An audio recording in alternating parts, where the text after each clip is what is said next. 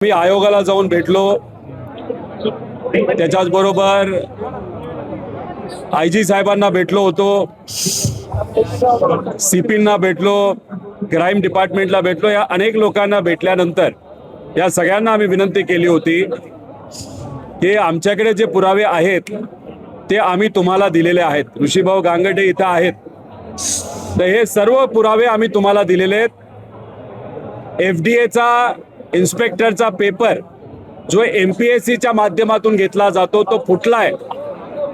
त्याचे जे प्रश्न आहेत ते फुटलेत, हे आमचं सगळ्यांचं मत होतं. पण दुर्दैव असं एमपीएससीने ते स्वीकारलं नाही.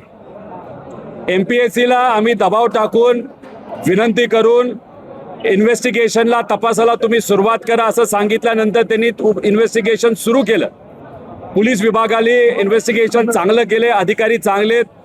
सीपी मुंबई त्याच्याचबरोबर PI देसाई यांनी चांगलं इन्व्हेस्टिगेशन केल्यानंतर काल रात्री 11 वाजता एमपीएससीने मान्य केलं की एफडीएचा जो इन्स्पेक्टरचा पेपर आहे त्यातले प्रश्न हे फुटलेले आहेत.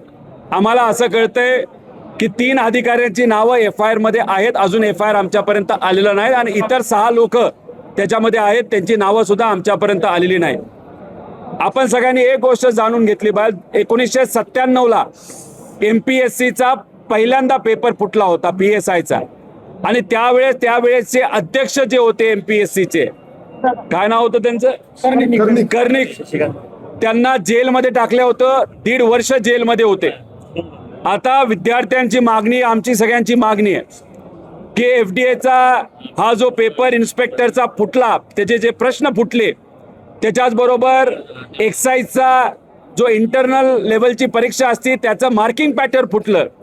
त्यामुळे एमपीएससीचे आत्ताचे जे अध्यक्ष असतील, सेक्रेटरी असतील, यांनी नैतिक जबाबदारी स्वीकारून या महिन्याच्या अखेरेसपर्यंत राजीनामा द्यावा आणि राजीनामा दिल्यानंतर एक स्वच्छ प्रतिमेचा, ज्याची प्रतिमा लोकांना माहिती आहे की स्वच्छ आहे, अशा व्यक्तीला अध्यक्ष म्हणून तिथं बसवावं. आणि आम्ही अजून एक विनंती करतो की हे जे काही तपास आहेत, FIR आहे, ह्या सगळ्या गोष्टी तुम्ही पब्लिक करा, लपून ठेवू नका. कालच्या पत्रामध्ये एकाच विद्यार्थ्याला हा पेपर आहे, ते प्रश्न देण्यात आले असं सांगितलंय, ते साफ खोटे. अनेक लोकांची नावं आम्ही दिलेली आहेत. एक पेपर हा 40 लाख रुपयाला तिथं गेलेला आहे. त्यामुळे हा जो भ्रष्टाचार आहे, एमपीएससीचा पेपर कधीच फुटत नव्हता. 1997 नंतर आत्ता तो पहिल्यांदा फुटलेला आहे. त्यामुळे कुठेतरी मुलं आता घाबरलेली आहेत. कारण का ह्याच्यातून आपण जर बघितलं तर PSI असेल, डेप्युटी कलेक्टर, तहसीलदार, या मोठ्या मोठ्या पदाच्या परीक्षा सुद्धा एमपीएससीतून घेतल्या जातात. एक पेपर फुटला तर बाकीचे सुद्धा पेपर फुटू शकतात असं आता विद्यार्थ्यांना वाटत आहे. त्यामुळे इथं चांगला अध्यक्ष असणं महत्वाचं आहे. आणि पेपर घेत असताना हे चुकीचं उदाहरण आहे की एक पेपर ऑफलाईन पद्धतीने तिथं फुटला, कारण अधिकाऱ्यांनी फोडला. पण याच्यात आम्हाला येणाऱ्या परीक्षा ह्या ऑफलाईनच पाहिजे, ऑनलाईन नको, ही आमची ठाम मागणी. फक्त अध्यक्ष हा चांगल्या प्रतिमेचा या आमच्या आयोगाला तुम्ही द्यावा अशी सरकारला सुद्धा विनंती करतो. त्याच्याच बरोबर सामान्य प्रशासनाचे जे मंत्री आहेत, जे आदरणीय मुख्यमंत्री साहेब आहेत, त्यांनी सुद्धा या बाबतीत आज संध्याकाळपर्यंत या विद्यार्थ्यांना स्पष्टीकरण द्यावं. आणि अध्यक्ष तुम्ही बदलणार आहात का, कुठल्या व्यक्तीला तुम्ही अध्यक्ष बनवणार आहात, हे स्पष्टपणे विद्यार्थ्यांना सांगावं अशी मी त्यांना विनंती करतो. दादा, कंत्राटदारांचा एक प्रश्न आहे. एकीकडे तुम्ही एमपीएससीच्या सगळ्या विद्यार्थ्यांसाठी लढताय पेपर फुटी विरोधात. दुसऱ्या कंत्राटदारांचा मुद्दा आहे, आज दुसऱ्या कंत्राटदारानं आत्महत्या केल्या. सरकारकडे 40 लाख रुपये नव्हते असं त्याच्या घरच्याचं म्हणणं आहे. नांदेडचा तो होता, काम पूर्ण झालं पण पैसे सरकारनं दिले नाहीत. जे देवकाते नावाचे जे कॉन्ट्रॅक्टर आहे, दुर्दैवाने त्यांनी तिथं आत्महत्या केली. खरं तर मला या सर्व मराठी कॉन्ट्रॅक्टरला विनंती करायची आहे, आपण रस्त्यावर येऊ, आपण लढू, आणि एकदा आपण एकजूट दाखवली ना तर आपल्याला यश आल्याशिवाय राहणार नाही. आजपर्यंत 6 कॉन्ट्रॅक्टरांनी दुर्दैवाने त्या ठिकाणी महाराष्ट्रात आत्महत्या केलेली आहे. आणि हे सर्व कॉन्ट्रॅक्टर मराठी आहेत. गुजराती कॉन्ट्रॅक्टरचे पैसे वेळेवर दिले जातात, आंध्र प्रदेशच्या कॉन्ट्रॅक्टरचे पैसे हजारो कोटी रुपये वेळेवर दिले जातात. पण मराठी कॉन्ट्रॅक्टरचे पैसे 90,000 कोटी रुपये हे तुम्ही जलजीवनचे घ्या, PWDचे घ्या, ग्राम विकासचे घ्या, नाही तर अजून कुठल्याही विभागाचे घ्या, 90,000 कोटी रुपये अजूनपर्यंत दिलेले नाहीत. याच्यात काही लोकांनी आपल्या पत्नीचे दागिने विकले, जमिनी विकल्या, घरं विकली, घरं कुठल्या तरी व्यक्तीला पैसे व्याजावर घेण्यासाठी तिथं तारण दिली. असं करून सुद्धा 2 वर्ष झाले, 3 वर्ष झाले, 4 वर्ष झाले या लोकांचे पैसे येत नाहीत. मी विनंती परत एकदा करतो की कृपा करून आत्महत्या करू नका. आपण स्वाभिमानी लोक आहोत. आपली एकजूट आली ना, या सरकारला झुकू, गुडघ्यावर आणू. येत्या काळामध्ये या सर्व कॉन्ट्रॅक्टरनी निर्णय घ्यावा की पुढच्या महिन्यामध्ये एक स्पेशल अधिवेशन, हे कॉन्ट्रॅक्टरचं, मी राजकीय अधिवेशन म्हणत नाही, या सर्व कॉन्ट्रॅक्टरचं त्यांचं एक अधिवेशन त्याने महाराष्ट्रामध्ये, महाराष्ट्राच्या सेंटर ठिकाणी घ्यावं. आणि जे डिसेंबर महिन्यामध्ये नागपूरला अधिवेशन येते त्याच्या आधी सरकारने या सर्व कॉन्ट्रॅक्टरचे पैसे द्यावेत. नाहीतर ते अधिवेशन हे कॉन्ट्रॅक्टर व आम्ही सर्वजण या मराठी लोकांना ताकद देण्यासाठी हे चालून देणार नाही. हे मात्र इथं आमच्या पक्षाच्या वतीने एक कार्यकर्ता म्हणून इथं मी बोलून दाखवतो.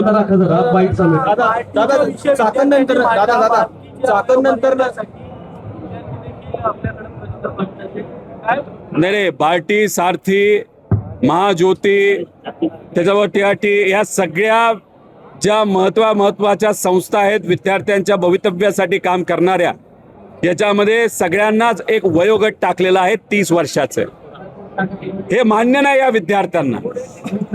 विश्वरत्न डॉक्टर बाबासाहेब आंबेडकरांनी सांगितलं होतं, शिका, संघटित व्हा आणि संघर्ष करा.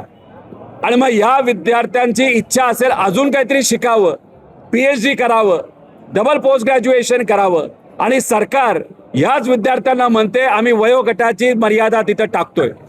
एका बाजूला 1,40,000 कोटी रुपयाचा शक्तीपीठ मार्ग जो शेतकऱ्याला नकोय, महाराष्ट्राला नकोय, फक्त सुरजागड म्हणजे गडचिरोलीमध्ये असणाऱ्या एका खान मालकाला मदत व्हावी यासाठी 1,40,000 कोटीचा तिथं रस्ता केला जातोय.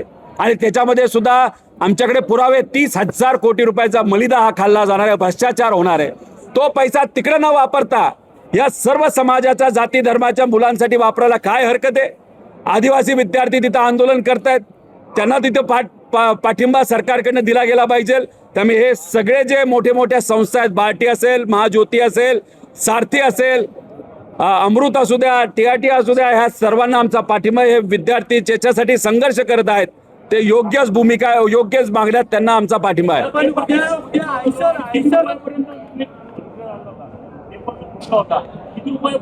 आम्हाला जे कळलेलं आहे, MPSCचा पेपर, FDAचा इन्स्पेक्टरचा 40 लाखापर्यंत सुद्धा गेलेला आहे. सुरुवातीला कदाचित तो 10-15 लाखाला गेला, नंतर तो वाढत 40 लाखापर्यंत गेला. तलाठी भरतीमध्ये सुद्धा एक पेपर 40 लाखाला तिथं गेला होता. त्यामुळे फक्त तलाठी भरतीमध्येच 3-3.5 कोटीचा भ्रष्टाचार झाला. आणि इथं जर आपण बघितलं तर 40 लाख नाही तर 30 लाख सुद्धा तुम्ही धरले तर अंदाजे 500-600 लोकांपर्यंत हा पेपर गेला होता. त्यामुळे हा आकडा तसा बघितला तर मला असं वाटतं की काही कोटीमध्ये तिथं जाईल. त्यामुळे हे दुर्दैव आहे. आता आपण पत्रकार परिषद आणि हा कार्यक्रम उन्हात घेतोय. ह्या सामान्य परिवारातली ही लोक आहेत, आई वडील उन्हात कष्ट करतात, इथं बिचारे हे संघर्ष करतात, आणि यांचं भवितव्य सुद्धा हे सरकार उन्हातच तिथं ठेवत असेल तर हे योग्य नाही. यांना योग्य न्याय देण्यासाठी आम्ही प्रयत्न करू. FIR आपल्याकडे FIR आलेली आहे. आता ती FIR कदाचित चुकीची असेल. युनिव्हर्सिटीतर्फे आम्ही सांगतो की ती FIR आम्ही हे करत नाही, पण त्याच्यात असं लिहिले ज्यांनी पेपर फोडलाय ना त्यांनी त्याच्या गर्लफ्रेंडसाठी पेपर फोडलाय. ही पोलिसांची माहिती आहे, आमची माहिती नाहीये. त्या FIR मध्ये अशी नमूद आहे की एकाच विद्यार्थिनीकडे तो पेपर गेला होता सुरुवातीला. एकाच विद्यार्थिनीकडे गेला असं तर बाकीच्या विद्यार्थ्यांचं MPSCनं का नुकसान केलं, वेळेत ऍक्शन का घेतली नाही? हे बघा, याच्यात एकच विद्यार्थी नाही तर विद्यार्थिनी याच्यात जबाबदार आहे असं नाहीये. हा पेपर अनेक लोकांना दिला गेला आहे. काही विद्यार्थी असे आहेत की एकाच खोलीत 4 राहतात, त्या 4 पास झालेली आहेत. एका अधिकाऱ्याची मुलगा आणि मुलगी 2 पास झाली आहेत. त्यांचं तुम्ही अभ्यासाचा इतिहास थोडंसं काढा, तुम्हाला कळेल ते किती हुशार आहेत. गुजरातमध्ये एकाच हॉस्पिटलमध्ये काम करणारे 6 लोक ते पास झालेले आहेत. असे अनेक उदाहरणं आहेत. नावं दिलीत, क्लासेसची नावं दिली आहेत. नांदेडचं कनेक्शन आहे, नंदुरबारचं कनेक्शन आहे, बार्शीचं कनेक्शन आहे. हे सगळे आम्ही तिथं दिले.